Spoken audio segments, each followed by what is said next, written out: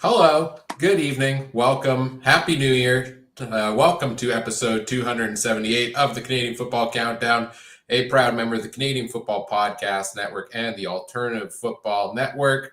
Ryan, Adam, and Trey with you for our first episode of 2025. We're 16 days into the year, and I think, is it safe to say we already broke our New Year's resolution by being late for starting the podcast once again, like we always are?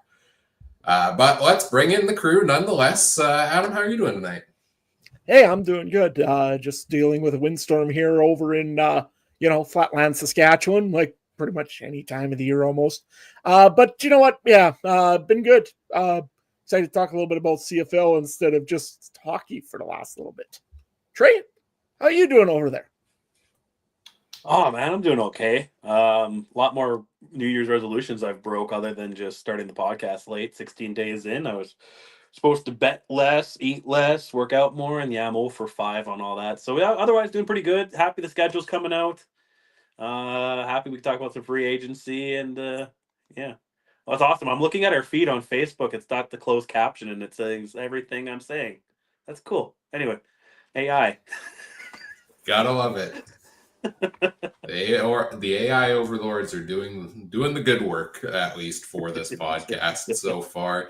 Yeah, you mentioned the schedule coming out. I mean, we just kind of planned Thursday as the day that worked for all of us this week. Kind of worked out really well. That ended up being the day the CFL schedule gets released. So we're going to talk about all that. Ryan, tell them all. We all knew. We knew. Yes. We all knew. Yeah, absolutely. We just weren't supposed to say anything, guys. But now the NDAs are expired because the schedule came out. So we all knew. Yeah, and so we got our inside sources. That is 100% correct. But yeah, we're going to talk about the schedule tonight. We're going to talk about latest news and transactions around the CFL, which ones stand out to us. We'll talk about the top players still available for CFL free agency, which we are officially under a month away from. And you know what? Let's just right off the top of the show make the big announcement, I think, because we want to start hyping it up. February 11th is the opening of CFL free agency, and for the third or fourth year now in a row, the Canadian Football Countdown will be the place to be as we are doing our inaugural, that means annual is the word I'm looking for, 8-hour live show on CFL Free Agency Day, 9 a.m. to 5 p.m. Central Time, I believe, is the standard we do. Join us throughout the day. We're hopefully going to bring in a bunch of guests. If not, we will need to be creative during that time. But the CFC crew and a number of guests and your comments and questions throughout the day, come join us on CFL Free Agency Day, and hopefully we'll have some fun stuff to talk about. Adam, you think we can do it? 8 hours? Well, we'll be testing our mental fortitude for sure in this 8 hours. I mean, at the end of this, I know exactly what James Duthie feels like on TSN. Pretty bored some days. So, yeah, you know what? Hopefully there'll be lots of things happening on the 11th. Of course, we'll break it down all for you.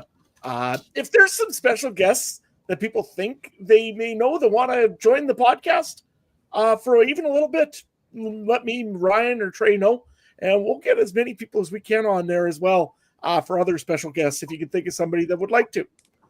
So kind of an open invite to some guys that maybe seen the podcast, don't want to come on, but maybe they do.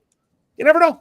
Come on down. Yeah, we'll just help us plan this show. A lot of work goes into it every single year, not going to lie.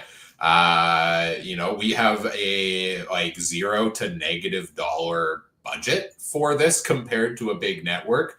But what we lack in financial wealth, we make up for in heart. So we put a lot into this to make it as good as we can, given the budget we've got. So we hope you join us on CFL Free Agent Frenzy Day, February 11th, 10 a.m. to 6 p.m. Eastern Time. And we're talking about, different things along the way as well. We know that negotiation window is there for the CFL. A lot of news happens during there. So maybe even a little bit of bonus content. But as for the rest of the offseason here throughout, probably on and off here and there as news comes up, topics come up. We've got some fun ideas for podcasts throughout the offseason that we're brewing. We maybe blew the whole start podcast on time New Year's resolution, but the New Year, New Me thing, I say 2025 is just the year of vibes on the Canadian Football Countdown. This is going to be a vibes year for the podcast. Fun episodes. We're going to play a lot of games here and there. I've got some games brewing for us to play. And we're just going to hang out and have a good time. And that's exactly what we're going to do here tonight as we talk about CFL as it happens. So if you are joining us live tonight, hello. Thanks for coming back this year. And you can throw in your comments and questions in the live chat throughout the night. That's brought to you by our presenting sponsor, Game Time TV. You can learn more at GameTimeTV.ca or Facebook.com/GameTimeTVMB. Throw those comments and questions in the live chat. Good evening to Richard in the chat who asks, are CFL insiders? Yes. Yeah, we are CFL insiders, confirmed. Before we go any further, we do want to acknowledge that the Canadian Football Countdown is brought to you from Treaty 1 territory, traditional territory of the Anishinaabe, Cree, Ojibwe, Dakota, and Dene peoples, and the homeland of the Métis Nation, as well as from Treaty 4 territory, traditional territory of the Cree, Saulteaux, Dakota, Lakota, Nakota, and Métis Nation. And finally, check out the Discord community as well. We like to plug that because it's a lot of fun. Folks throwing out CFL news and thoughts as it happens there throughout the off season. There's a link in the episode description. It's free to join us over there. But let's dive in and start talking about some stuff here. Trey, what do you want to start with? Oh, let's start with the schedule, man. It's big news of the day. It just dropped. Everyone has been complaining about it for a few days or a few weeks. So really interested. We're going to see a lot of Adam's pretty face, pretty green this year as Bomber fans. But yeah, any early thoughts you guys have on the schedule and yeah, what specific, I guess, what do you think is unique about it? My first thing I'm going to actually talk about is no Pacific or Atlantic game. Are you guys kind of shocked? A little bit. I thought that the CFL kind of wanted to keep that going. Although, again, maybe new commissioner coming, so maybe there's something there with that, or CFL looked at it and said, we're worried about dealing with maybe a new commissioner, and we don't know which direction this league is going to go for a minute. So I could see it maybe missing a year, and you know what? Hunger makes the heart want it more, or missing it makes the heart wanting it more. So I think it's not a bad idea to miss it for 1 year. Trey, you're wondering on initial thoughts of the podcast or of the schedule. My first thought was it's good, except for I didn't like seeing how the preseason set up. Yeah, what was it specifically about the preseason? Adam might have frozen here, but I think Trey is back. There we go. Sorry, there we go. Yeah, I think right before Adam froze, we'll pull him backstage until he gives me a thumbs up that he's good to go again. Looks like maybe he's moving. There he is. You were talking about preseason. You said you don't like the preseason, Adam. What's up with that? I just don't like seeing the same team twice, especially guys that have season tickets and have that automatically scheduled in. I mean, I know it's a rivalry, so it's okay, but I don't know. I don't think I'd want to go and see the same team for 5 times in a row, right? I mean, I don't think Saskatchewan fans are going to travel to Winnipeg, and Winnipeg fans are going to travel to Saskatchewan for that preseason game, but you never know, I guess. The one thing I guess you could use it as is better evaluation in a way, because you could see how a team develops from 1 week to the next week to see if players learn and grasp concepts maybe a little bit better. And maybe that was the idea of it. Otherwise, that's the real confusing part of the schedule.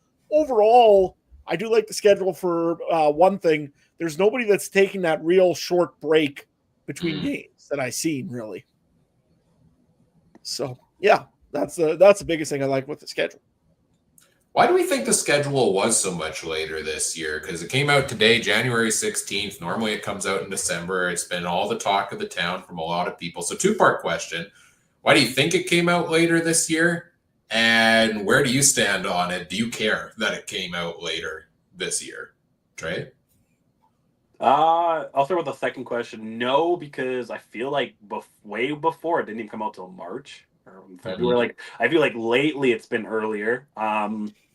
No, I wonder if there's just some underlying questions. Maybe the commissioner was one thing about it. Maybe stadium availability. You never know how it is. Right. And I also wondered too if they're already kind of looking at things next year when there's stadiums that are going to have months blocked off because of a World Cup of soccer, and maybe some things near like not necessarily the dates for the games, but some things when it comes in the next off season might be affected. So I wonder what kind of trickle effect that might have. But no, I don't really care. It's fun watching people complain about a schedule like just buy your season tickets. We all know you're going to all 9 games. Don't cry if it's on a Thursday or a Saturday. You're going. I know. So I think it's the people that travel for games, right? fair. Or maybe they want to book a trip, but they don't want to book it when they Oh, have tickets to go to a game potentially. I could see that part of it, but at the same, like I'm in the same boat as you. I don't care because I have never gone to a game not in Winnipeg, and I won't be anytime soon, right? So I'm like, schedule can come out whenever. If I'm free, I'll go. If not, I won't. That might not be the same for different people. So I do get why people were upset, but also at the same time, like the schedule is going to come out when it comes out, and it's a very complicated thing to put together, and that's why when we talk about flaws in schedules, and I'll pull up the question here from Tim Capper, or what's one negative, one positive from the schedule you've seen? I have a hard time picking negatives in schedules because somebody's going to get the short end of the stick no matter what in a weird 9-team league because somebody's going to have a bye every week. You're going to have these weird schedules. Kind of sucks, the Bombers having the bye in week 1. You always hate to be the team with the bye in week number 1 because it feels like a little bit of a waste, perhaps. And then interestingly, they do a home and home with BC right after. So we get into end of June. And Winnipeg will have faced one team this season before they get into their week 4 matchup with Edmonton. Interestingly, though, and I saw somebody point this out on X earlier today, and I apologize, I don't remember who, but I feel like we last year were talking about how much we loved the Thursday, Friday, Saturday, Sunday they did all throughout the summer. And it seems they're ending that quite a bit earlier this year. The last Sunday game in the summer is July 27th, Hamilton at BC. So whereas the fall they moved away from NFL football the last couple of years, now it seems they're doing that throughout August as well. Well, and it also doesn't start till week 4. The first 3 weeks are doubleheader on Saturdays. Interesting. So it doesn't start right at the beginning, and it goes for a little bit. I see. I would rather the Sunday game over the Thursday. I know a lot of people have problems with the Thursday game. I love that. I know you do, Ryan, and actually, one thing I'm going to say, I want to make one comment. When you were like, people travel. Well, 90% of the people that travel to different cities go on Labor Day, and we know Winnipeg's playing Saskatchewan on Sunday. That's fair. We know Banjo Bulls the following Saturday. We know We know what games are going to be on Labor Day Monday. So. But yes, you're right. Those people that do other trips, and yeah, I think actually this year I saw something too about time off in between games, and I thought someone said it was like the most average it's kind of been right lately, which I'll give big thumbs up to. But yeah, that Sunday, I personally would take Sunday over Thursday. So the fact that they have limited Sundays, I wonder see, TSN better have something good on the Sundays. Like it better be TSN has double booked on Sundays for some reason, or the venues are busy. That's the only 2 excuses I want to hear. I was going to say, is the Summer Olympics this year? But it's an odd year. That's next year, right? And then, like I said, the World Cup would be next year, which is going to screw with scheduling, even for teams that don't play in those cities, because TSN's probably going to have the rights to the games like they usually do. And if there's a Saturday afternoon game of FIFA, do you really want to put it up against, Montreal, Ottawa? You know what I mean? So you could see that issue too. But I don't know. I don't mind it, and very interesting. Just looking at Labor Day, I think we had it this year. There's only the 3 games on Labor Day weekend. There is no BC Ottawa on the Saturday or Sunday. It just kicks off with Saskatchewan and Winnipeg, and then the 2 matchups, like I was just talking about, that everybody knows goes on. So, and then you have BC Ottawa the week after. Oh, that's interesting. So the last game of the week 12 is on a Saturday, and then the first game of week 13 is the Sunday Winnipeg at Saskatchewan game. So that's before their big Labor Day weekend. That's a week and a day of no football, which I don't know if I agree. Like maybe that's the whole rest factor to get in there, but I feel like right before your biggest weekend of the year, you kind of want to have a lot of football going on. Or Adam, are they potentially saying that this is the biggest weekend people are going to tune in no matter what. So it's fine if we take that little bit of a break before it. Well, and I think if you look at it, last year you had players kind of complaining about a real shortened schedule. So they tried to spread that out to make sure that they're not going to go and have a 4-day week or something, or a 5-day week anywhere. So I actually applaud them for doing that. I do like the idea of just having your rivals play on Labor Day and on the Banjo Bowl. And I think Thanksgiving is starting to become a little bit of a thing. So I know that they always try to, I think, schedule 2 teams then that are kind of the same always. So I don't mind how that part of the schedule is set up. The only thing I really, again, that I didn't like about the schedule was, again, there's always got to be you're right, the team that has to take a bye week on week 1. That sucks for Winnipeg. I think right now, if I look kind of at all the schedules, Saskatchewan actually has the most advantageous schedule. Lots of the games are on Friday and Saturdays when Saskatchewan can get their crowd, because they won't get it on a Thursday. They won't get it on a Sunday very often. So they do have a big crowd usually on Fridays and Saturdays. So that worked good for them. They're spread right out for the bye weeks. They're kind of, I think, week 4, week 10 or 11, and then week 16, I think it is. So they're spread out pretty well for their bye weeks. And they've got a good schedule. Again, you got to play everybody twice, except for your one rival, which is 3 times. So, I mean, besides having to play the Bombers 3 times, they got a good schedule this year. Yeah, normally I do that deep dive on the schedule, or I actually will go through and break it down of like where's everybody's bye weeks, short weeks versus long weeks. Just have not had time. I've barely actually had time today to look at the schedule. One of the fun things that came out today, though, with the schedule release is this is the new trend. Every team does it, and every league is how, as if people aren't going to go look at the schedule anyways.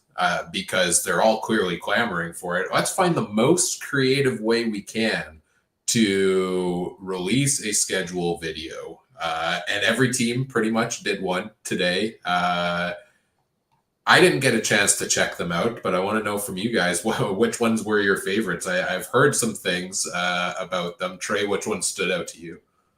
I only had time to watch Winnipeg's and BC's. I stopped Saskatchewan's pretty quick. I didn't want to watch Tetris. That was kind of dumb, but I didn't mind BC's. BC's was fun, but I have to say Winnipeg social media is just always so out of pocket, and we don't care what we say. So if you haven't seen Winnipeg, so if you hate Winnipeg, watch it because you'll hate Winnipeg more. If you love Winnipeg, watch it because you're just going to laugh. What category do you fall into, Trey? Oh man, we got that $100,000 bonus to Caleros today, so it's not, that one was a dagger in the heart. But I don't know. We'll see. We can talk about the re-signings a little bit too. I don't hate them yet. I mean, we're starting to get into the senior center a little bit, but yeah, just a little bit with the Willie signing too. But anyways, you know what? I watched them all the videos. Saskatchewan's, if you like Tetris, I guess it's okay. I mean, it wasn't my kind of thing. And also, why at the beginning they were in a creepy haunted house and playing Nintendo, I have no idea, but whatever. BC's was interesting. They had Nathan Rourke talk about where each game is by just looking at a picture. The man's maps quest. I mean, he should be a cartographer. That might have been a little stage. Might have been a little stage. Who knows? We'll just say that he's really good with maps. Anyways, the next one that I thought was really good, Calgary had one with Vernon Adams explaining how to become a Calgarian, which was pretty good. He had some good moments in it, but it didn't display What's the top tip? Let's say I want to move to Calgary. What's the top tip he has, in your opinion, for how to become a Calgarian? Well, apparently it's boo Saskatchewan out the rear end because they don't like Saskatchewan people. Apparently. Oh, well, perfect. I'd fit all right in already. On the booing Saskatchewan, not on the liking Saskatchewan people. And also just tell every Elk fan that they're sorry. Every time when they say that they're an Elks fan, say that you're terribly sorry. Anyways, I thought that wasn't bad either. That was a pretty good comment. But no, the neat thing about Calgary's schedule, actually, Day before the Stampede, they have a game at home. So they're really getting people excited about that one. They're even calling it like the kickoff to Grey Cup 2026. So cool. Montreal's was different. I mean, it's that same idea of have people that never seen a CFL team before say what team they are, like the opposition teams with kids though, with little kids though. So it was. Oh, you're instantly winning favor by including kids in the video. Yeah. And then Hamilton had one where they were in a movie theater, and every little thing had like the logos, and it was kind of really neatly done if you're kind of a graphics guy. Edmonton's, they just sat and ground up a bunch of stuff in a blender. So, like for example, when they're making fun of Saskatchewan, they grabbed a Pilsner, poured it in there, and then ground up some watermelon. Interesting drink, but don't think I'd be involved in that one. But there are some that were just crazy. So Edmonton did a great job of theirs, I thought. Winnipeg, I mean, yeah, Trey explained it pretty well. I mean, it looked like they were on Tinder. Yeah. Looked like they were on Tinder going and choosing a new date. So odd, but okay. Apparently, what our thing is Ottawa didn't have one, and Toronto didn't have one. Weird. I thought I saw a poll recently where Toronto has like the most social media followers, the Argos, out of any CFL team. So I'm kind of surprised they didn't lean into that. Maybe they figured they didn't need to. But on a side note, they did mention that it's Michael Pinball Clemens' birthday today. So that's cool, I guess. Birthday. Their schedule, I thought they didn't have a video, but their graphic was pretty cool. I thought. Okay. Posts and stuff. So they definitely went all out with that. Yeah. And then who else am I forgetting? Everybody else had a fairly good video. I think Saskatchewan's, to be honest, was probably the poorest. It just was kind of dull. I mean, Tetris is only fun for so many. Probably the best one though that I seen. I didn't mind Calgary's. Calgary's was really creative, and Edmonton's was good too. Winnipeg, I'm just expecting that already. I mean, we're apparently in Saskatchewan. Our biggest insecurity is goalposts. Yeah.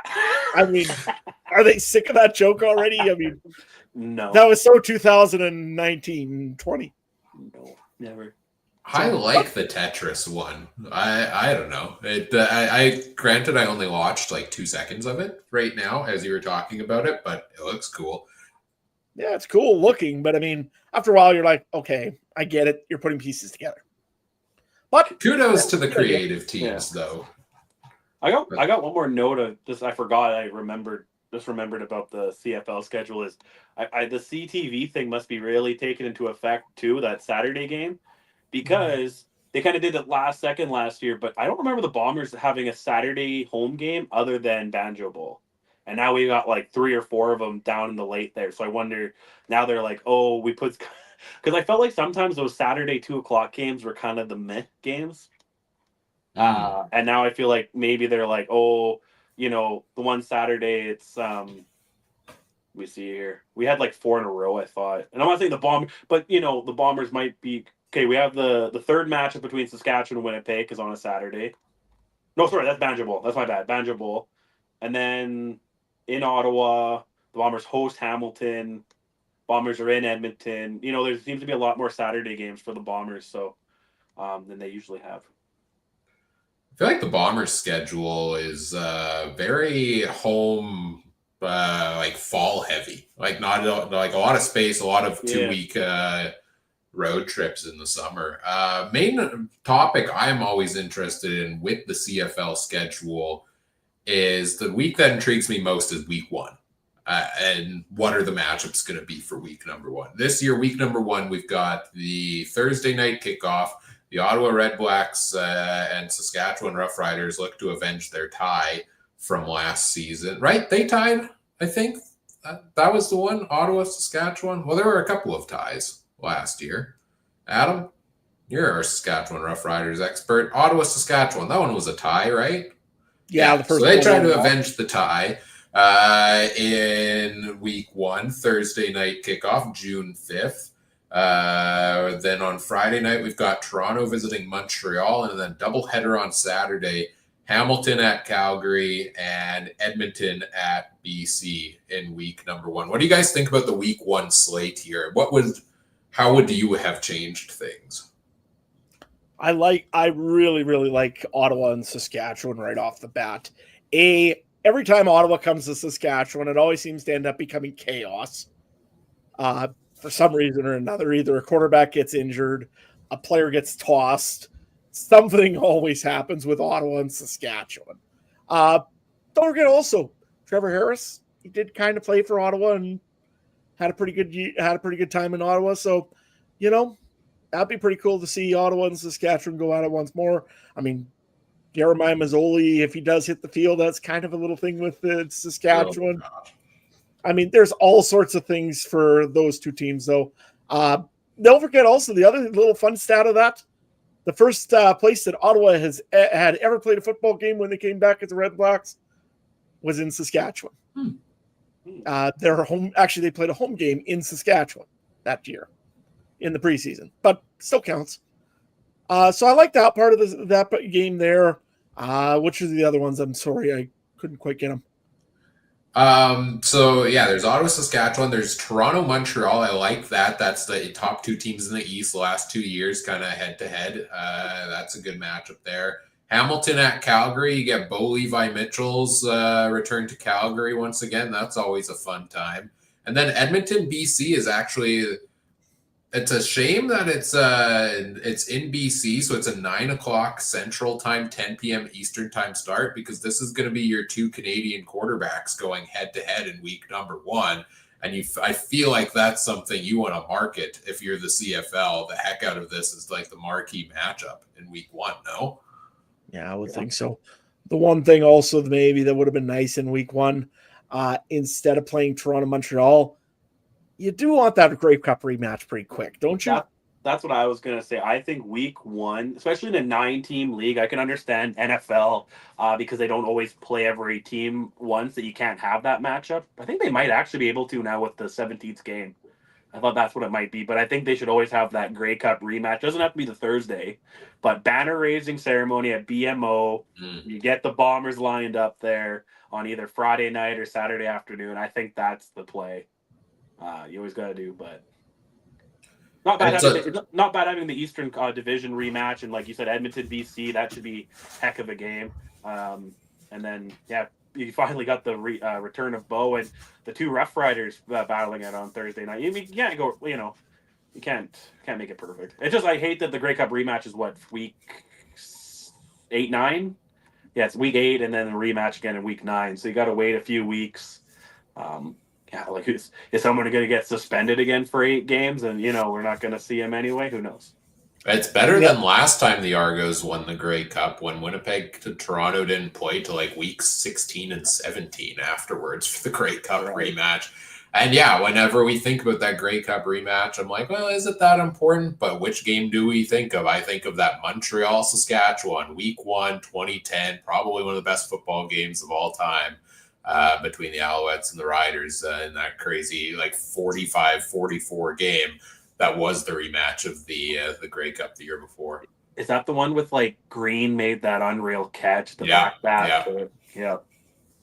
See, that's why I think you do it, because I think that's why you have to do it, because teams change, but let's say 50% of the Bombers roster, or the losing team's roster, is still going to be the same. You give the team their rings and the crowd's cheering, and you raise that banner. I think you're going to get a hell of a game, and like we got, like you said, in 2010.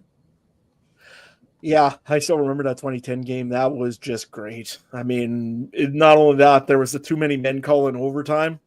I thought somebody was going to get shot. I could tell you right now, to start the year next year for the NFL, I guarantee there's going to be Baltimore-Buffalo, because that's the matchup of the playoffs right now, and you want to push that. And I think in NFL, I think the AFC Championship and the NFC Championship are pretty much the championships for most part from certain aspects. So in the CFL, you got to put the Grey Cup champions together. So that's nice. Well, CFL season kicks off on, what was it, June 5th, I think I said? That week sometime. I scrolled past it on the page June already. 5th. June 5th. Yeah.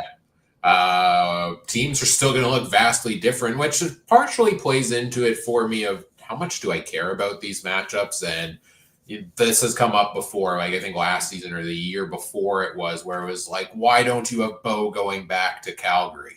Well, when they made the schedule, they had no idea Bo was going to be in Hamilton, right? Like, they've fixed some of the issues with the schedule now that you play at least a home and home, or you play each team in their barn at least once. This with the new schedule setup, but there's always going to be nuances in it. But the teams are going to look vastly different. They already look vastly different, some of them. Maybe now is a good time for us to start getting into some of the CFL news. We're not going to go through all of it because this would be a very long night if we did.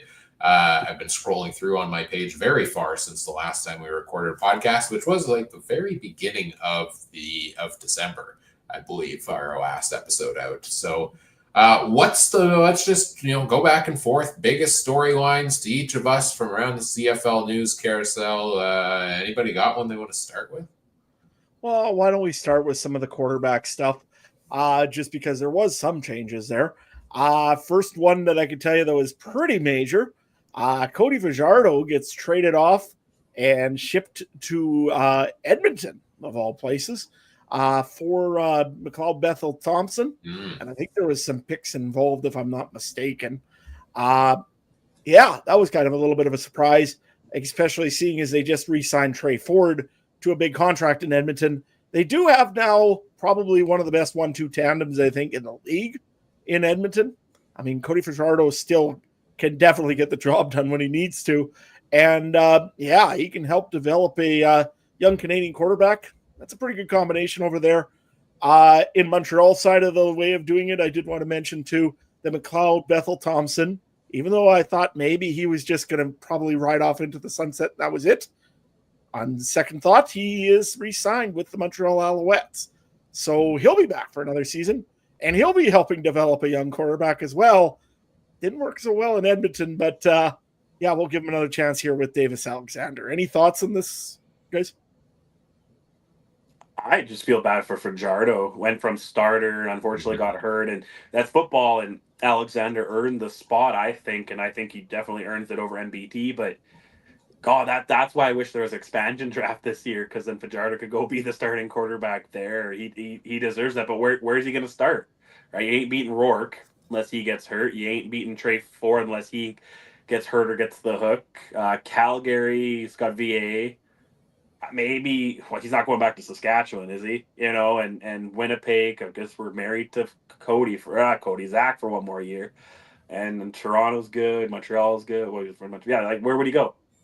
So I feel bad for him on that aspect. MBT or MBT, whatever I said. I think he just needs to go. If I hear him yapping in Montreal, and I just don't want to hear it. I think he's still a pretty good quarterback. Like, what was he, 4th in the league in passing yards or something like that last year? And he can move the ball pretty effectively. McLeod Bethel Thompson can, but there is that attitude concern that we saw from the time in Edmonton. And now you look at Davis Alexander, 4 or 5 career starts. He gets the reins. It's been made pretty clear that MBT is coming in as quarterback depth, I think it was mentioned. For there, and he will be the backup, but is he going to be happy being the backup? And is he going to internalize those feelings if he isn't happy, or is this going to cause problems in the locker room? Is, I think, a question on probably most people's minds with this setup there. But I don't hate the idea otherwise of bringing in a veteran who can still play, pretty well at the top of his game to support your starting quarterback that's only had 4 or 5 career starts. I don't hate that combination for the Montreal Alouettes. On the Edmonton side, Cody Fajardo, that's a great backup plan for Trey Ford. The communications in the locker room, though, need to be clear, right? That this is Trey Ford's team, because after you sign him to that 3-year contract extension, if you bring in Fajardo and make it, well, we're going to compete in camp, just give up already. Just spare poor Trey Ford's soul if we come out here and suddenly Cody Fajardo is the the starting quarterback who takes over. And I don't think that's going to be the case here in Edmonton either. I think it is going to be Trey Ford's team. Fajardo is the backup, but injuries happen all the time in the CFL. Almost every starting quarterback misses some time every season. So we'll see both of these guys play on their new teams, I expect, at some point this season. Absolutely. I'll go with one more quarterback here as well, just to kind of get through, I think, most of the quarterback talk. There was a signing in the trade first, I guess, in Saskatchewan. I got to bring it up. I know I don't want to, but I have to. There was a trade for the Saskatchewan Roughriders. Traded, I think it was a eighth round pick. So it cost them absolutely pretty much nothing. For Jake Mayer of the Calgary Stampeders. He was a free agent. However, Saskatchewan also gave him a 1-year contract extension. So, yeah, Jake Mayer behind Trevor Harris. First things first, I don't mind the deal in a way. In another way, I don't like the deal because I've seen his history of Jake Mayer. But you know what? The way it's been talked about in the news here, it's a fresh start for the guy. He, again, had a different team in Calgary than what he has here in Saskatchewan. I think maybe it's a good chance to, develop and maybe grow a little bit as a quarterback. And maybe, you never know, maybe he will actually develop real well and end up becoming the backup or the heir apparent to Trevor Harris someday. Harris himself, again, 1-year contract extension. He was done that before. If I was them, though, I would still try to re-sign Shea Patterson. The amount wasn't very much for Jake Mayer, so I think probably it's a good move for the Riders. Probably still to sign Shea Patterson back. Let him have a battle in QB camp for the training camp. See who wins the number 2 spot. Another guy gets number 3. That leaves Jack Cohen out there. So I don't know.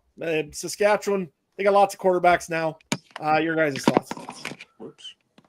I don't mind the addition of Mayer. I think I've been higher on Jake Mayer than you guys have been, waiting for him to kind of have that breakout time. I was super high on what he did when he started his career with Calgary. I thought he made it a good decision to move on from Bo Levi Mitchell. Kind of saw that in his first season in Hamilton. This year, he was fantastic, to be fair. But I thought Jake Mayer could be the next big thing at quarterback. And for one reason or another, he struggled the last couple of years in Calgary. I think a good portion of that is perhaps due to the talent of Jake Mayer. And I think a good portion of that is perhaps due to the system he played in and the options that he had and the playbook he played with. So he's still, I believe, correct me if I'm wrong, a younger guy. I don't hate the idea of bringing him in if you're Saskatchewan and watch maybe he does turn it around here. A lot of guys turn their career around when they go to a new place. It's kind of an awkward time to bring it up after this weekend's NFL events, but I was going to say, look at what Sam Darnold did in Minnesota, except it has not gone great the last couple of weeks and kind of fell off as the season went along. But after their rookie quarterback missed the season, did we expect Sam Darnold to bring them to the record they did? I certainly didn't before the year started this year, and he played pretty darn well. So why can't Jake Mayer do something like that in Saskatchewan? I think you give him a shot. If he's still struggling, if, let's say, Trevor Harris goes down early in the year and you have to put Mayer in for a while and he's still not getting it done, okay, then maybe I view it as kind of last chance type of thing. But he's still only a couple years into his career. There's other backups that have floated around for a while. Cody Fajardo, for example, himself was a career backup, it seemed, for a long time. Look at Matt Nichols, who was with Edmonton before being the starter in Winnipeg. Give Jake Mayer a chance. This is a good signing for the Riders, given the options that were still out there. I don't know. Do you think differently, Trey? Oh, I'm just watching the dumpster stay on fire in Saskatchewan, and I'm loving it. Chris Traveler, do I have to say more? He's unsigned right now, so we're fine. I would pick up his former mentor in Aaron Rodgers before I take Strevy back one more year. But I don't know. I don't mind Strevy, man. Just don't throw it. That's all I got to say, man. And where were we going to talk about? Mayor? Yeah, I don't know. Sorry, I'm really coffee today.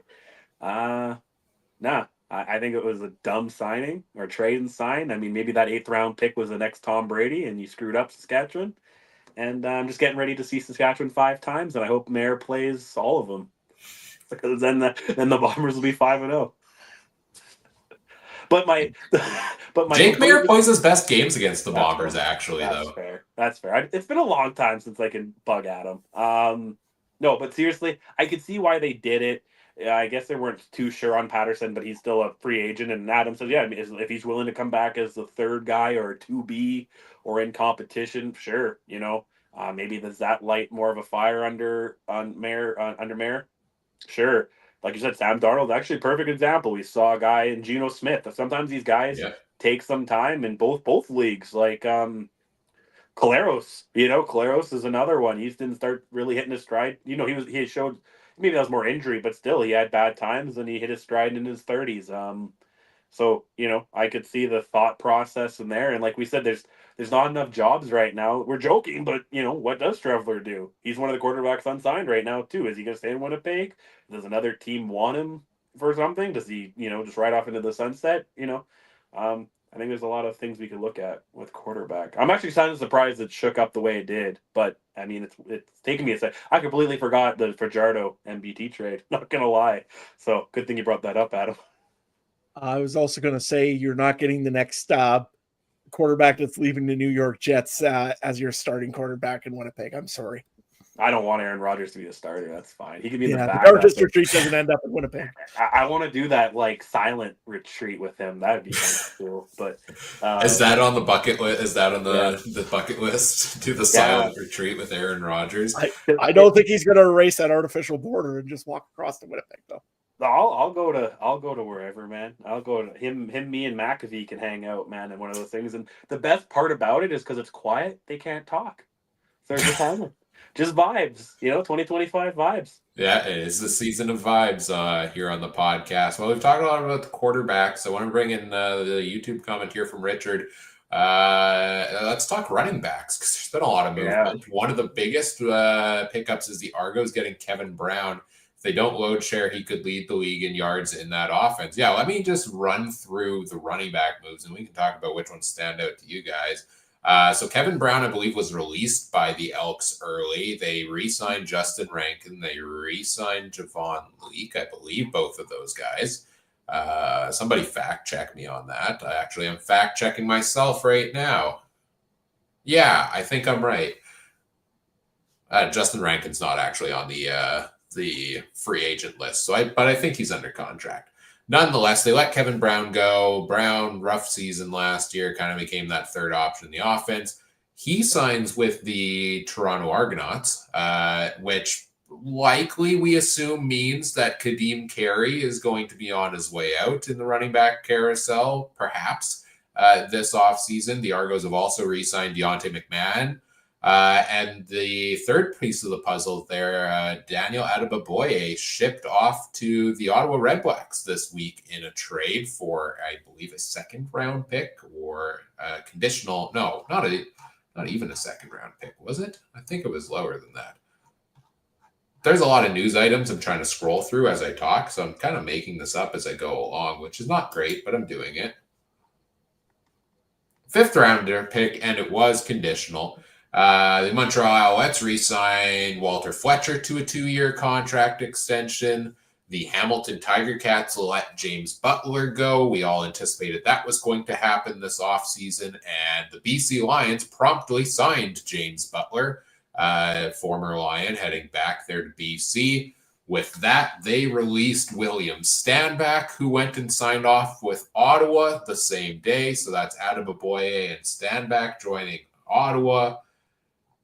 What other pieces of the puzzle am I missing here at running back? I think that's most of them. Stanback you got?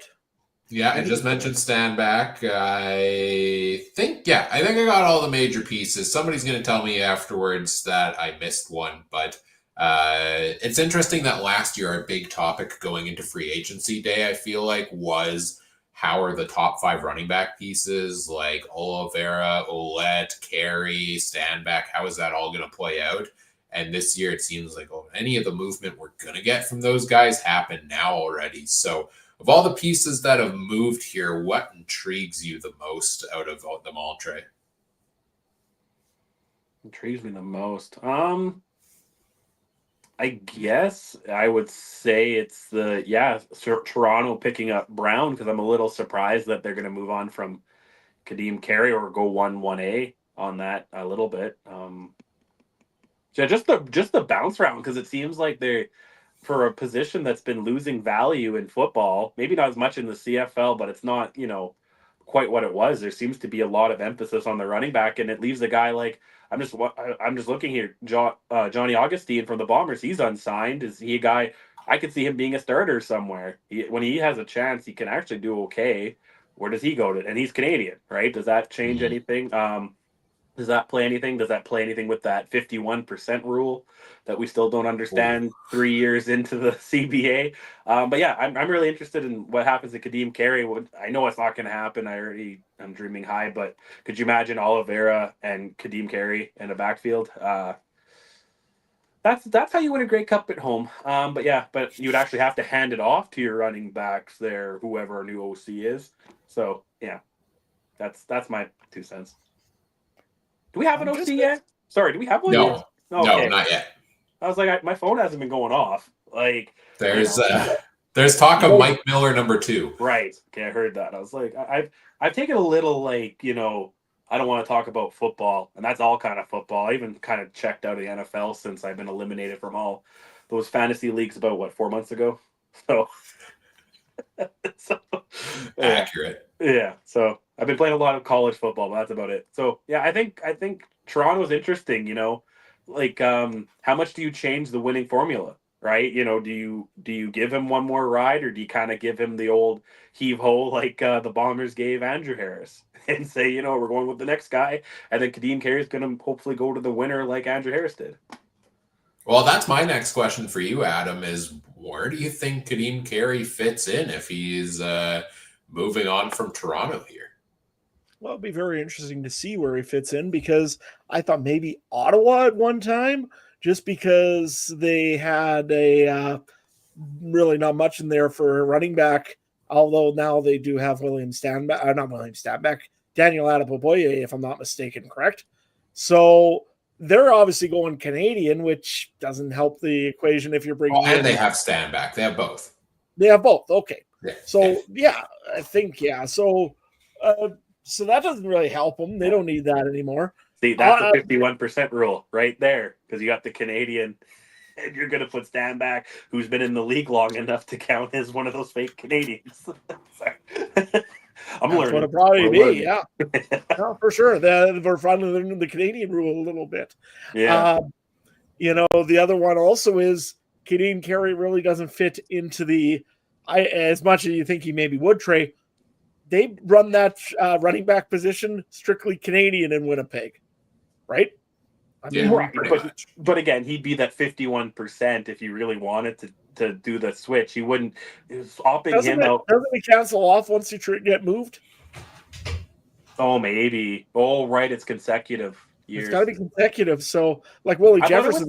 I thought it was consecutive, or if you've been in the league for so long. Yeah, but I don't know if Carey's even quite hit that yet. Fair enough. I know it's a pipe dream. I'm just thinking my ultimate CFL Madden team, I would want Carey and Oliveira. Oh, yeah. Because why? I wouldn't even care who my quarterback is. I cannot see that being a thing the Bombers spend money on, though, as that second running back, right? Like, looking at the options of who needs a guy like that, and could Toronto re-sign him still? Yes, it's possible. I would put it in the unlikely category, because they need to shed salary, and that's what they've been doing with, they've been making some trades. They've been releasing some guys here and there. Wasn't there a talk or a rumored report of the upper management for the Argos asking 23 guys to take a pay cut for this year? Yeah, it might be hard to fit in a guy who had 1,000 rushing yards and 7 touchdowns this year into the payroll, if that's the case, after bringing in Kevin Brown, who could be, was a former, I think, 1,000-yard rusher himself, if I'm not mistaken. The best logical positional fit is the Calgary Stampeders, which is coming up here in the chat.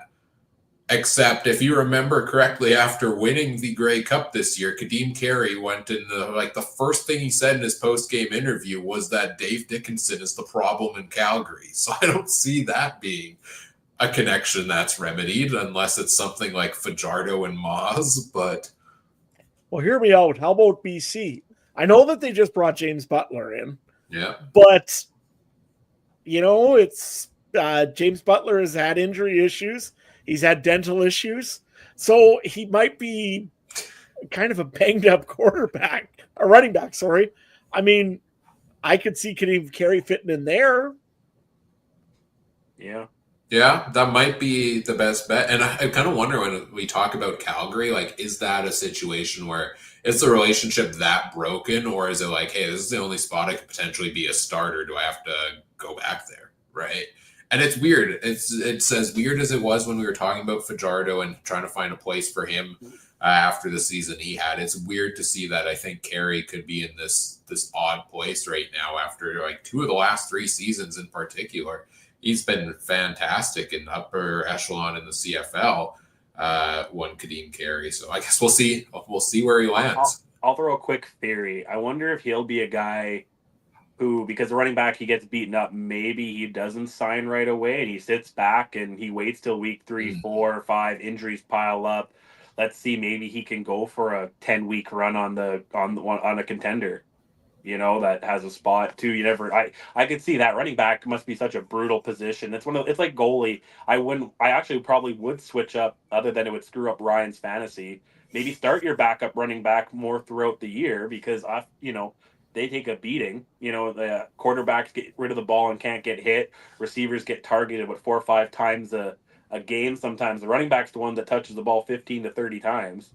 So maybe, I don't know, I could see him maybe just going for that long stretch down the end if he doesn't get a contract he wants. And then, like I said, someone like Oliveira, Butler, Standback, whoever, those top guys get hurt, then it opens the door and Kadeem Carey says, well, there's an injury, so maybe you have to go over the salary cap and give me 200, 300,000 for the remainder of the year anyway, or you're going to have no running back. So, I could see that. Butler in BC is such an interesting one to me too, because he was with the Lions, great season. That's when Rourke lit it up, was with James Butler there at running back.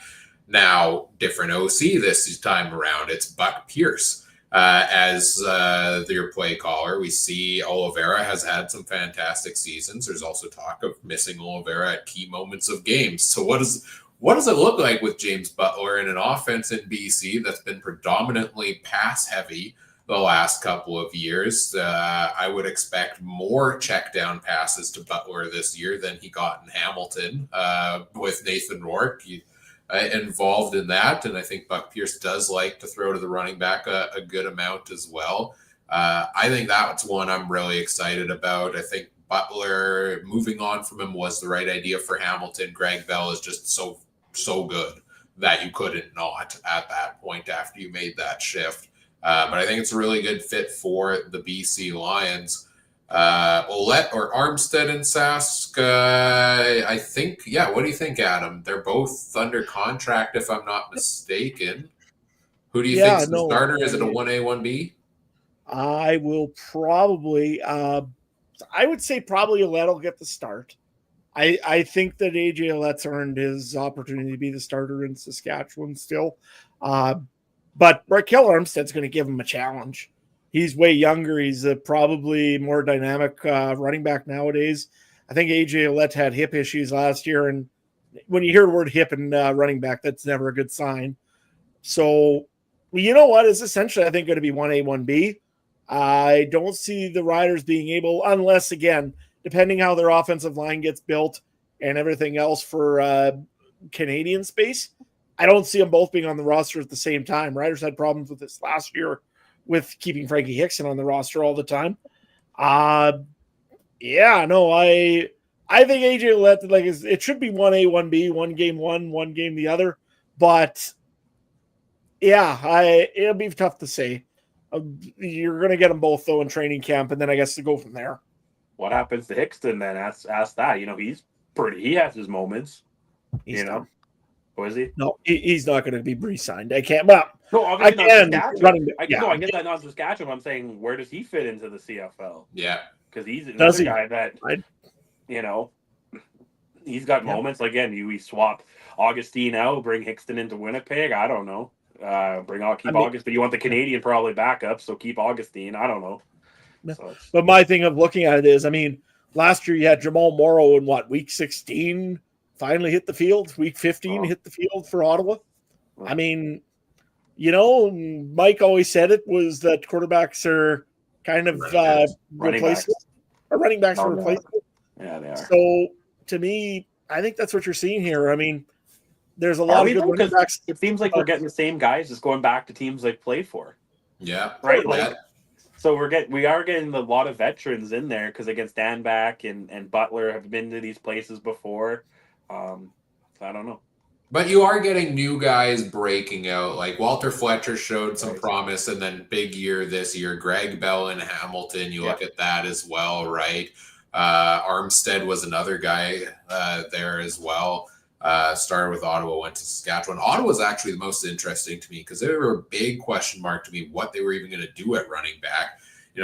Coming into last year, Devontae Williams coming off a 1,000-yard season, he blows his ACL or something like that in training camp. He retires, and it was Armstead out of nowhere was the starting running back. Did pretty good, but attitude issues and released by Ottawa. And then I feel like they cycled through a couple of guys. They went to Kalen Laybourne a little bit. Devontae Dedman, I think, even played running back sometime in there. And then when we got to the playoffs, Braylon Addison was your starting running back and rushed the ball like 5 times, but caught like 12 passes or something like that. It's ridiculous as a running back option. And part of me wondered, like, is Ottawa just going to do that next year? Or are they just going to forget the run game, put Braylon Addison there and put an extra receiver out on the field? Because if that's their strategy, I mean, it's bold move, but it might pay off. Isn't that crazy? Because essentially nowadays in football, you need a running back that can go out for the screen or the dump off. So having how many times do we see they do the streaks too, right? Like, I don't know. I don't think it's a terrible idea. I probably, again, my Madden in college football, I probably throw my running back over 50% of the time because he's always open in the check down. And you need a guy with hands and maybe a smaller receiver. I've done that in college too. I forgot to recruit a running back, so I just took my shortest receiver and changed him to running back. And I could see it. I mean, and it saves you 150,000, and you have an extra. You just rotate some guys in. You can, and again, how many times do we see someone like Dembski in the backfield? And some audible plays. We see it all the time. 2 or 3 running backs in there. So is it really that crazy? I don't know. Yeah, and when we're talking about the breakout running backs, good point in chat. Justin Rankin at Edmonton, Javon Leake even in a running back role. Like lots of good names last year. It's hard to find spots for all of these guys. I like the pair Ottawa brought in though, and it's interesting to see like maybe they will be more committed to the run game with the traditional running back this year. William Stanback, there's been question marks. Does he still have the juice or not? I thought he actually looked pretty good in BC at times last season. And I'm a huge Daniel Adeboboye fan. 2nd round pick, 2022. I thought at that time they brought him as the heir to the throne of Andrew Harris there in Toronto. Harris would maybe play one more year with him as the backup, and then he'd be the starter taking over. And that didn't end up happening, right? They brought back AJ Oled, and he got involved, and then they brought in Kadeem Carey, and now Adeboboye is on the way out. And I think he could shine in Ottawa if given more of the starting role there. So I'm interested to see what that split between those two looks like. There. Adam, any other running back thoughts from you? Not really, but on a side note, speaking of Andrew Harris, good on him for learning how to play some senior hockey in Ontario. I just was going to say, if you ever make it out to Saskatchewan, you and me should talk. Yeah, didn't he? I think I saw a video of him like with a crazy good goal, right? Yeah, had a wicked goal. Nice shot from the point, kind of, and with the Tillsonburg Thunder of the Ontario Senior Hockey League. So that's kind of cool. Yeah, if he's ever looking for a team in Saskatchewan, I mean, I might know of one. We may be the unofficial official sponsor of the Theodore Buffaloes. We renewed that contract, did we? I think we did. I have to go look. Oh yeah, no, we renewed that contract. Trust me. Okay. I'll have to go check. Yep. Yeah, it's about as official as your contract with the podcast, Adam. So sounds about right. Yeah. On a side note, do I still have to keep paying in? Wait, when have you been paying in? How much money have I lost in the mail? Yes, Adam. You keep sending me that monthly e-transfer. Yep. Okay. That's right. That's right. Ryan doesn't know what he's talking about. Yeah. If you want to start helping pay the bills, let me know. I put it into the podcast pension plan, which is just my cool bet account.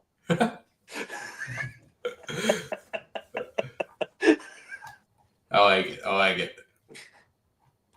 Has anyone seen the Andrew Harris movie? I have not. There's a movie? I'd love to see that. He made a documentary, I think. Oh, okay. Oh, and on a side note, too, do you see that BC Lions, I think it's TJ Lee and who's the other one? David Mackey. They're shooting kind of like a personal inside look at the BC Lions, like what it takes to be a football player for the BC Lions. The BC Lions media and video team is just top notch. They're so good.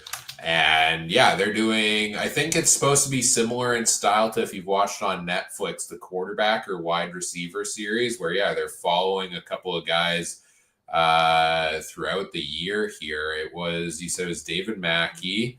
And TJ Lee, I believe. I thought there was one more. Sean White as well. Oh, yeah, that's right. Following a kicker around. That'll be good. Yeah, I'm looking forward to that. Shout out to the content teams. More fun content, please, for us to dissect. Anything else from transactions and news over the last month or so? Big name things you guys wanted to touch on? Wonder if we should talk about a couple of signings that haven't happened yet. One is close, apparently. One of the top Canadians in the league last year, Justin McInnes, is close, from what everybody says, to re-signing with the BC Lions. It actually comes to a little bit of a surprise to me, just because I thought he had some really good chemistry with Vernon Adams Jr., and I kind of had him kind of already pegged to head towards Calgary. But, yeah, it sounds like they're getting close in BC to bringing back McInnes. Any thoughts on that? That's just a must to me after the season he had, Canadian as well, that I think he's crucial to bring back to that offense and start building that chemistry with Rourke. I feel like he had more chemistry with VA, but he showed some flashes with Rourke as well, and he's a heck of a player. Yeah, I'm actually surprised with saying that. I didn't even think about it. I'm surprised there hasn't been a little bit more maybe movement from BC to Calgary, because that whole quarterback situation was a little bit weird at times. But yeah, I can't think of anything else right now. Who's another guy that you think maybe should be signed by now and isn't? Is there anybody else kind of on the list? I'll throw out the guy that's been talked about in the media a bit this week. It sounds like Eugene Lewis is going to free agency because wasn't it like $320,000 he wants or something like that? And Ed Hervey said, I'm not going to pay him that. So Eugene Lewis would probably be the number one receiver on the free agent market once again this year, just like he was before he went to the Elks. And I think every team should be trying to put that bid in. If they are able to do so. I'll be honest, I probably would take, there's a couple other free agents I'd be more interested in before Eugene Lewis. For example, Dalton Schoen is a pending free agent for the Winnipeg Blue Bombers. I think, in all honesty, again, not much to the experience, more, he had maybe one good year. Last year was an injury kind of year. But to be honest, way younger and probably has lots of talent. I honestly would be okay with going after Dalton Schoen before I go after Eugene Lewis, to be honest with you. Well, let's ask that question. If you're the Bombers GM, do you keep Schoen over Lawler? Like, who do you keep, Lawler or Schoen, if you had to keep one? Oh, That's tough because I feel like what was missing from Zach Collaros' game when he really struggled throughout the year this last year was that rollout pass to Dalton Schoen, right? That's why he couldn't throw, like, that's a big part of why those touchdowns didn't come, is because they all went to Schoen the year or two before that. Kenny Lawler can make big plays. We saw what he did to Saskatchewan in the West Final, and then we saw what he did to Saskatchewan again, and then we saw it again, all in that one 60-minute football game. That was great. Right, Adam? Yeah, totally. Adam's nodding. He loved that just as much as we did. But I feel like Lawler is that up and down guy where he'll have like 200-yard games against the BC Lions on the regular, but then he'll have a lot of games where you throw him like 8 targets and he catches 3 of them because you just chuck it up and hope Kenny Lawler will come down with it. So I feel like Schoen is the better fit, but also the question mark of the injury, maybe you would lean towards Lawler. I think that's the writing's on the wall for one of them to be gone because they didn't go and released running or wide receiver Dylan Mitchell for a reason. They know. Well, that's to replace Ontario Wilson, who's off to the NFL, I think. Fair, but I still don't see. Again, I know Winnipeg. They're going to probably go over to cap. We won't even talk about that. Yeah. But here's the thing. I mean, you put Dalton Schoen on there. You put Kenny Lawler on there. Both of them are going to want similar money at least, I would think, right? There's no way Winnipeg can re-sign both of them, I don't think, without somebody saying to him, okay, it's time for an intervention on cap use. Yeah, I disagree. We said that last year. Yeah. We said that last year. It's Oliveira or one of them or neither of them, and they got all three. Yeah. And I also think, Ontario Wilson's gone. Lucky Whitehead's a free agent. He's probably not coming back unless you lose one of these two guys. Then maybe you do that. But I think they got enough space, and I guess Dembski's locked up. I could see it being. Oh, could you imagine that receiving core? Dembski, Mitchell, Schoen, and Lawler. And Wolotarski, which is probably one of the better Canadian. Well, he's up there. I don't mind him. He's actually pretty good. So that might be one of the best receiving cores in the league. No doubt. That's it's one of the better ones. Pretty good. Yeah. The only thing is I would still kind of question Canadian depth on it because you got one player. Dembski and Wolotarski? Oh. Yeah, you got Dembski. Yeah, he's that honorary Canadian. He's got like dual citizenship or something like that. Yeah, his mom was from Canada, so he's got that. So we got so that's what he plays, the traditional Canadian receiver spot. You have Dembski in the slot. You have Oliveira, and 2 of our 5 offensive linemen are Canadian. I think Canadians are okay. And Kevin Scorsius actually looked pretty good last year at times as a Canadian depth guy. But yeah, I would say Dylan Mitchell coming in for Ontario Wilson. Wilson had a great year last year. He's off to, I think, the New York Jets. So good luck with Aaron Rodgers. To him last year. It has to. He's not coming back next year. I will not write anything off. But I love the addition of Dylan Mitchell. Yeah. Mitchell is huge. He's the guy that I had pegged pretty early in a fantasy draft last year or the year before. And I expected him to take that next step to be the top receiver in the CFL. It didn't pan out, but he actually still had some pretty good games in Edmonton, despite the swirl of quarterbacks going on there the last couple of years. I think he's a guy that can bring a lot to an offense, and that's an excellent replacement. And a little bit shocked that the Elks just cut him. Yes and no. I mean, I think they were expecting way, way more out of him, and they got lots. I mean, they still got quite a bit out of Dylan Mitchell. But I'll tell you right now, I'm scared of him on a Winnipeg Blue Bombers team. I think that he can probably be one of the top receivers in the league. Maybe, perhaps, dare say, number 6 in the league. Well, that's reserved for Edmonton Elk Tevin Jones, who's a free agent. Yeah, that's right. Let's just look at, even if the Bombers lose either Lawler or Schoen, Mitchell's receiver number 3 or 4 after Dembski and them. So that's the guy that's going to collect a lot of points or catches and stuff. And if you're going to double team Lawler or Schoen, or if you have both of them out there, this guy's going to get so much of the ball. He returns kicks too, which is a big thing the Bombers struggled with this last year. That actually makes more sense because that was awful last year. A couple other news items I found interesting scrolling through the list here. Rick Campbell returns to Ottawa as special teams coordinator, back to where he began after being let go by BC. I like that fit. Rick Campbell in Ottawa just seems right. Yeah, it'd be interesting how he works with Bobby Dice, though, who is a natural special teams coordinator. Right. Yes, that's a good point. One other one here while we're talking about Ottawa. Richard over in the chat just says BC got a new all-star on the offensive line from the Argonauts. Yes, certainly did. Sorry, I can't remember the name. I remember Dijon Allen was the top. I think he's one of, if not the top offensive lineman in CFL right now. So that's a massive addition for BC to get in the trade. You got Nathan Rourke with Allen blocking for him and James Butler also blocking for those check down passes. It's a pretty good addition for that Nathan Rourke resurgence here that I think is coming.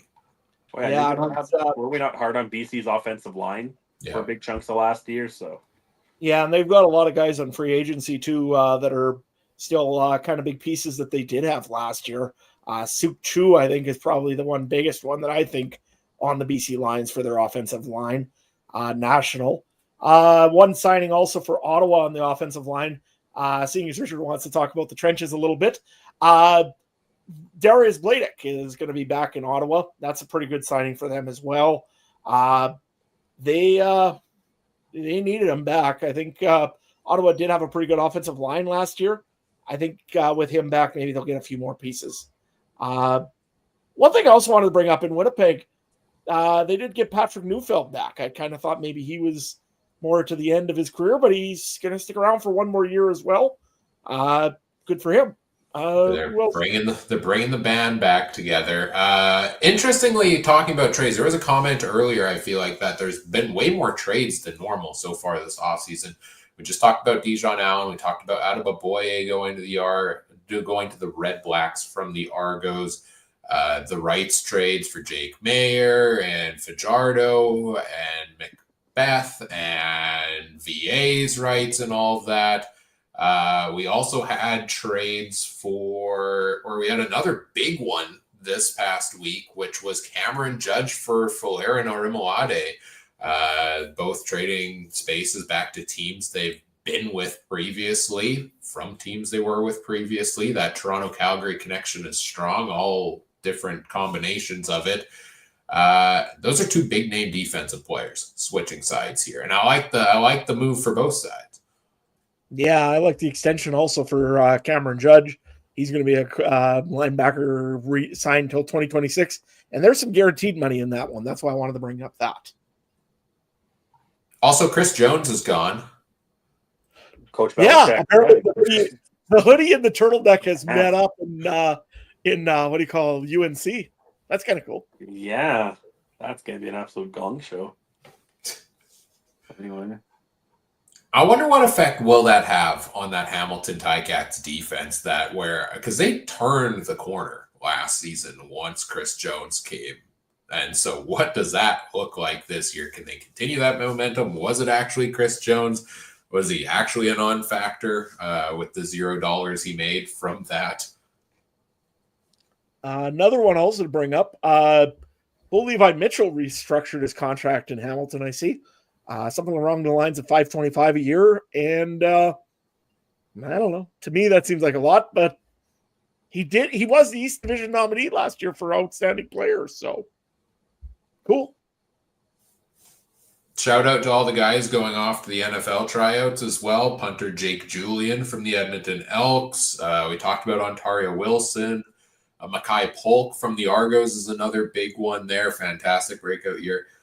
I just now realized that that's two of my potential keepers from our fantasy draft that have now been released to go to the NFL. So that's unfortunate, but we've got a whole offseason to rebuild the roster. It's fine. I'll sort it out.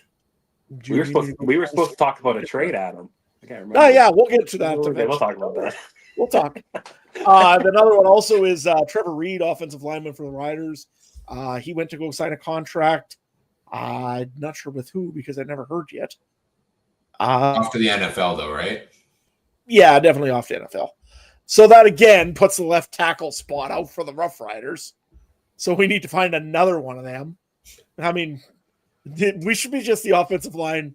I wouldn't say the factory, but, place where everybody moves on from after. Here's what you do this year. You bring in 12 new offensive linemen in training camp.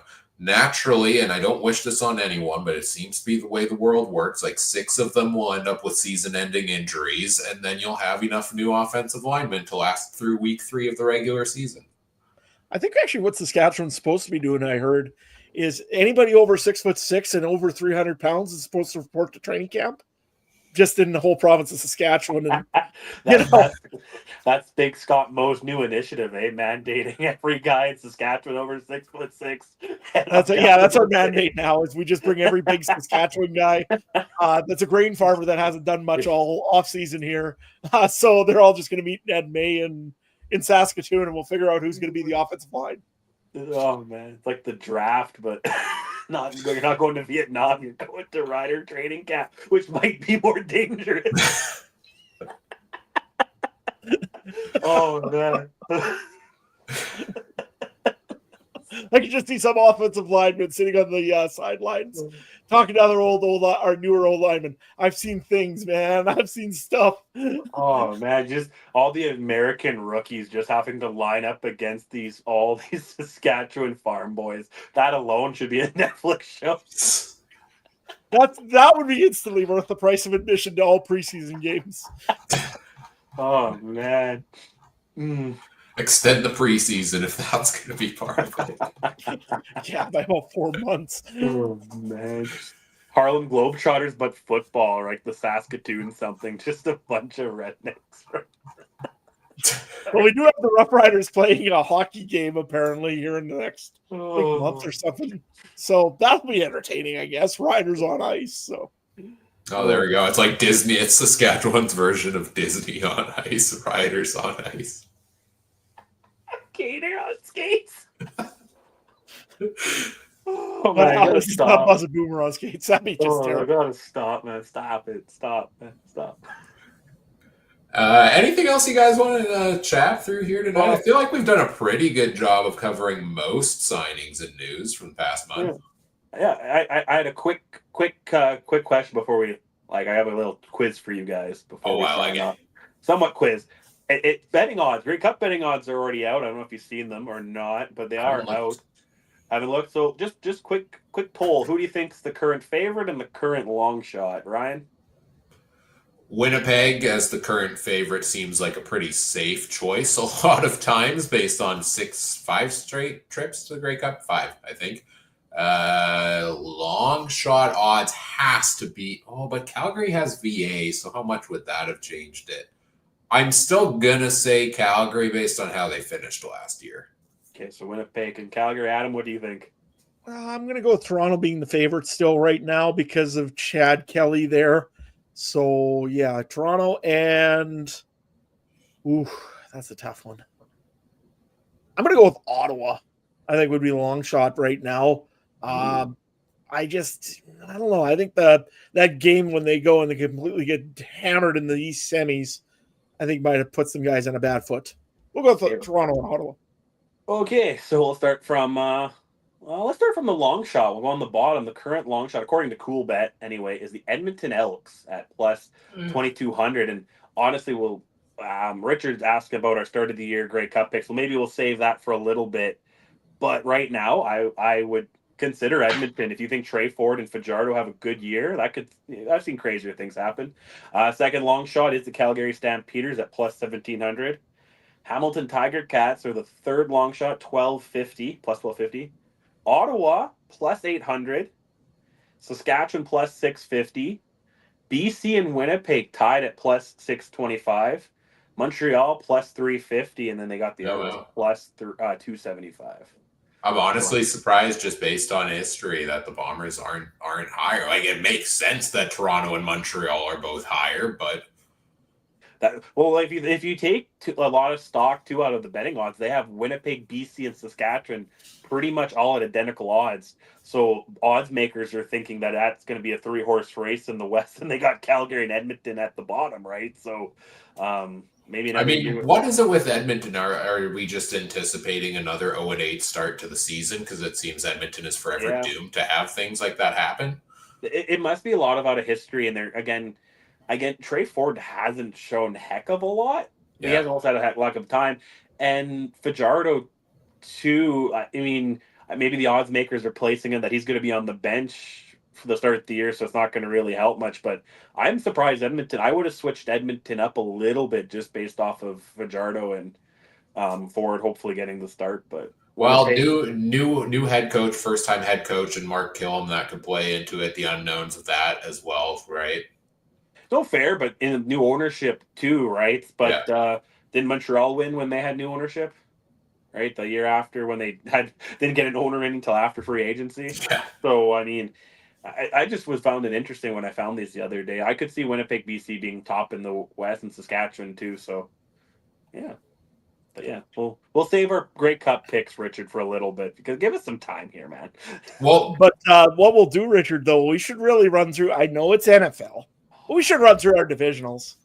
let me pull them up because somebody asked me earlier today what my picks were, and I honestly had no idea who was still in the NFL playoffs because, like Trey was saying earlier, as soon as I got kicked out of my fantasy leagues, I stopped watching. I started watching last week. It was actually a lot of. I missed the one game I wanted to watch, the Commanders Bucks. That was the game I wanted to watch, but I had a company. The old Cowboys Christmas party was on Sunday, but every other game I watched a good chunk of. I thought you were talking about the Dallas Cowboys Christmas party because they have nothing Oh, else to do at this time yeah, of year. sorry. No. Cat and In's Christmas party, man. On a side note, Deion Sanders for coach. Please do it, Jerry.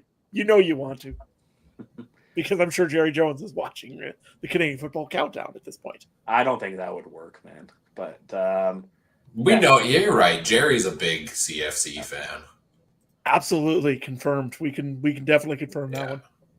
So we got the insiders have told you. First Saturday game, Houston Texans at Kansas City. That's the 1 versus 4. Give me the Chiefs. I got you the do it Chiefs again. This game I'm gonna cry because I want both teams to win. Second game on Saturday, the Washington Commanders at the Detroit Lions, 1 versus 5. It's gonna be Detroit, but I love what the Washington's doing. What a turnaround! They get a new owner, and I really like their quarterback. And but I think it's gonna be Detroit.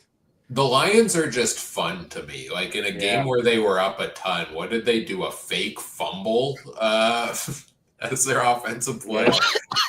The Lions are a fun team. I'm rooting for them all this year, I think. Yeah, I've been rooting for the Lions, and Dan Campbell is just my favorite coach of all time. But that being said, Jaden Daniel, he's going to win a Grey Cup. Yep, definitely a Grey Cup. Going to win maybe a Super Bowl for the Washington Commanders before don't even his speed on the wide field. Oh, like him and Lamar on the wide field, that would be great. First game on Sunday, Rams, which I'm surprised. I mean, they shit-canned the Vikes going into Philly. That's the 1 versus 4. No, 2 versus 4. Yeah, 2 versus 4 Eagles. 2 versus 4, right? Because it was 1 versus 5, right? Yeah. I'm actually going to take the Rams. I think Philly's a little bit of a poser, and the Rams looked great. They just had a rough start because of injuries, and those natural disasters sometimes can give you a kick in the pants too. Like how many times, like LA's strong. That I think that's going to give them a little extra push. How about that one? I'll disagree with you on that one. I think that the Philadelphia Eagles, their offense has been good, and it's been always good, but their defense lately has been pretty strong. So I'm going to go. Is Hurts out of concussion protocol yet? Did he play last week? He must have played. Yeah, he played last week. Yeah. So missed that game too. And I think Barkley's been just dynamite all year. So I mean, I think the Eagles are winning it. It's going to come down to Barkley, right? One way or another. But I don't know. I'm getting the vibes on the Rams too, where I could see them pulling it off there. Cooper Kupp has to do something, though. He has apparently just been a disaster the last 3 weeks. No, not gonna like Detroit Rams Super Bowl would kind of be cool too. Oh no, I mean NFC Finals. Sorry, because they're both in the NFC. Just because those were the quarterbacks who were traded for each other, Goff and whoever's the Rams. Stafford, yeah. That would be kind of cool because they got traded for each other. Yeah, that would be the NFC final. And last, certainly not least, the game of the year, potentially MVP candidates, Lamar Jackson and Josh Allen. That's, yeah. I don't know. I got Bills fans that want me to take the Bills, but they always screw me over. And next week's game's going to be almost better. Kansas City versus this winner. I mean, it's just wild that Josh Allen and Lamar Jackson have been as fantastic as they've been, and like they don't have good receiving cores at all, either of them, right? And it's mostly the mobility. Yeah, and I mean, I think probably that means the Ravens should have it because King Henry in the backfield in cold weather. I mean, oh, that is true. That's lights out. But that being said, Josh Allen on third and anything seems to get it. So, you know who wins this game? The people win this game. As of now, a lot of snowy rain on Saturday in Buffalo, and it turns into snow on Sunday. Oh yeah, give me the Ravens. You know what? Give me the Bills. Yeah, I'm not making this easy on you, Trey. I got to go with Bills Mafia too. I'm going to jump through a table if they win. And then after the Rams and Detroit in the NFC, I would love to see Detroit and Buffalo. Those are the two franchises that are hurting the most. Fun. That would be good. And I'm sick of Kansas City. They're gonna do it again. Let's be real. They're the team that finds a way to make it to the end every time. The refs are going to do it for them if they do. Like, I mean, everybody complains about CFL refs. Did you look at the refs in the NFL? I mean, come on. There was one in the college playoff games that one of them was sponsored by Capital One, and he didn't know what to call the guy or something, so he called him the Capital One guy. That's like the guy in the commercials, and that was getting a lot of news. But college refs are dumb too. There's like 1,000 of them, but yeah. We need an Andre Pruitt or somebody like that in the NFL. There is only one Andre Pruitt. You can't replicate it. I don't know. Ben Majors too with the. That would be great too. I mean, every major league has a great ref. Ben Major. In the NHL, you've got what's his McCauley? name now? What's that? Wes McCauley. Wes McCauley. In the MLB, you've got Angel Hernandez, who everybody. He's gone. He retired, man. Oh, did he retire? Oh, pretty sure. I thought he got forced retired. I think he got forced retired. I mean, now we got to find a new ref in the majors to make fun of, or umpire, I guess. But I mean, everybody has a good ref. Just the NFL. They don't have one noticeable ref. They got a couple idiots, but they do. But I mean, you can't remember their name. I can't remember his name, but there's one that the Chiefs are undefeated when he refs them, and he's reffing them. I thought this weekend. Oh, great! Yeah, they're gonna win. I thought there's. I see. I can't think of his name, but I see him every Monday. Oh, it was another so and so ref or whatever. Although I'll say it, if CJ Stroud wins this game, they should build a statue of him in Houston. I was really high on who did they play last week? I just exited it. The Chargers. Yes, I was high on the Chargers, and the Chargers came out 6-0. Looked like Houston wasn't going to do anything, and then scored like 20 unanswered points or 30 unanswered points. So I saw your chatter about that in the Discord. Check out the Discord. I was really high on the Chargers. That was the one upset I thought. Commanders was my other upset, and then Packers. Those was my 3 upsets, and I was only 1 for 2. So. You know, I'm kind of amazed that the Packers really didn't go anywhere. I thought they were that division's wild. I thought Packers, Detroit, and Vikings kind of all in around, and 2 of them didn't get it. Well, 2 more weeks, or I guess 3, because there's Pro Bowl in between, or whatever they do for the Pro Bowl now, the NFL season, CFL Free Agency just around the corner. I think we have to wrap this podcast up here, guys, because I just got a notification that my mouse has 5% battery left, and if we don't end this before that dies, the podcast just doesn't end because I can't click the end button. So I think that's our call to get into our outro wrap up here. Big news of the day: Free Agent Frenzy 2025 8-hour show, February 11th. lots of planning starting for all of that. You'll see a bunch of promotional stuff coming out for that for the next little while as well. I'm sure we'll have at least a couple more episodes in here before then as well. But it's 2025. It's the year of vibes. This was a fun podcast. I had fun. I hope you all had fun as well. To see what's coming up next, either A, join the Discord, as aforementioned. The link's in the episode description. It's free to join us over there and come chat with us on the regular. You can also follow us on social media. We're on X at CF Countdown Pod. We're on Facebook, facebook.com/CF Countdown Pod. And we're on Blue Sky at CF Countdown Pod. Whatever the handles are there. But we're on all those platforms. We're going to be posting hopefully a lot of stuff over the next little while. So make sure you follow us on all of those. Make sure you subscribe in the podcast feeds as well so you get notified when the new episodes get scheduled, and on the YouTube page as well. Check out our friends from the Canadian Football Podcast Network at CF Pod Network on X, and our friends at the Alternative Football Network at the official AFN on X or alternativefootballnetwork.com.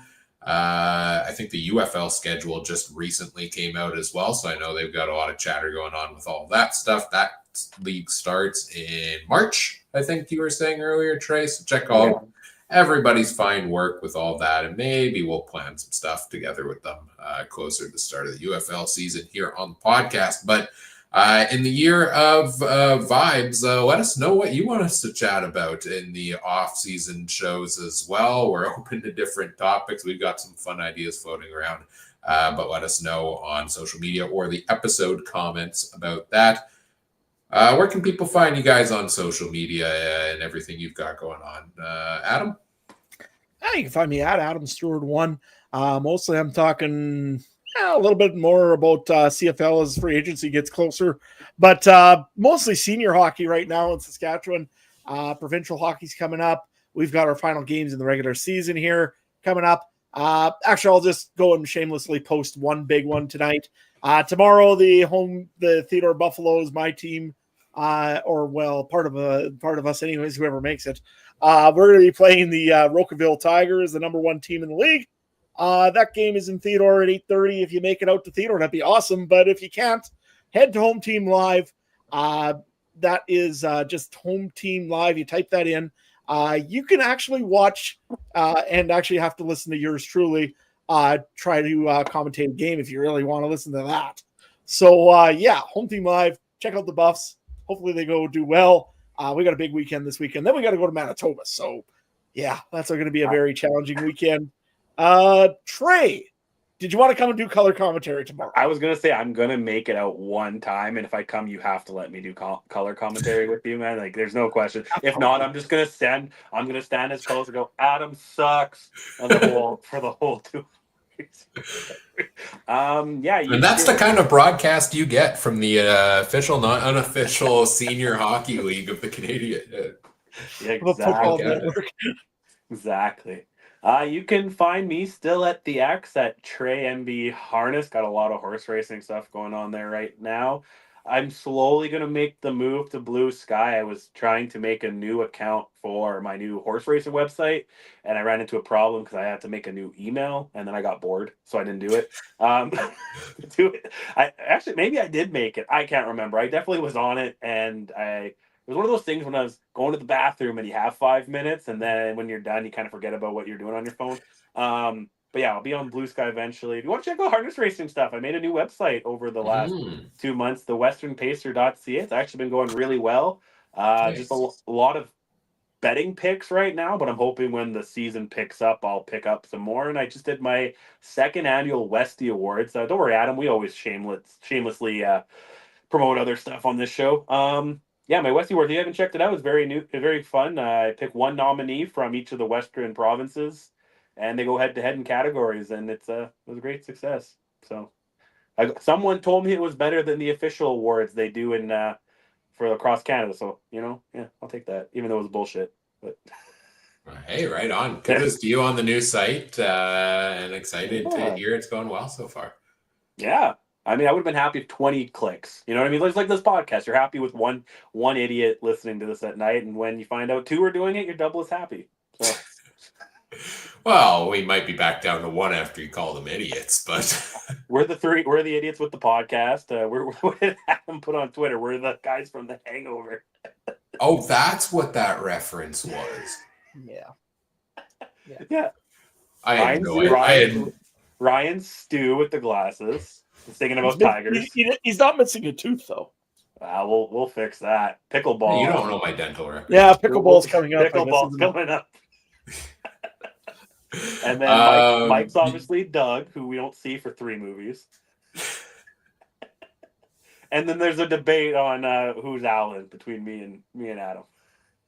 Absolutely. As usual, y'all tagged me in something on Twitter, and I had no idea what it was. Okay, I know your mouth's about to die. I had to say that honestly killed me, that debate, because I kind of want to be Bradley Cooper, but at the same time, I'm also Alan, so I'm like, I don't know. Anyway, let's wrap this up. Ryan, where can people find you? You can find me on Blue Sky at CooperTrooper42. I haven't used it as much as I thought I would so far. I don't know. I'm never really active on social media. I kind of just lurk there. You can follow me on X or request to follow me on X because I don't know. I just made it private because why not? I don't really use it much. But you can find me there, usually just responding to whatever the heck these guys tag me in. But yeah, I don't know.